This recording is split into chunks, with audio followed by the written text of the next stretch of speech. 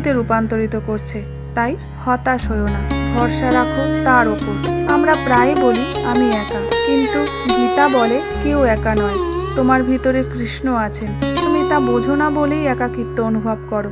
যখনই মন খারাপ লাগে চোখ বন্ধ করে বলো, হে কৃষ্ণ তুমি আছো। দেখবে মন হালকা হয়ে গেছে। তার নামেই এমন শক্তি আছে যা অন্ধকার দূর করে দেয়। শ্রীকৃষ্ণের একটি গভীর বাণী আছে, যে সবার মধ্যে ঈশ্বরকে দেখে আর ঈশ্বরের মধ্যে সবাইকে দেখে সে কখনোই একা নয়। এমন দৃষ্টিভঙ্গি যার আছে তার হৃদয়ে কোনো ঘৃণা থাকে না, সে সবার প্রতি মমতা অনুভব করে।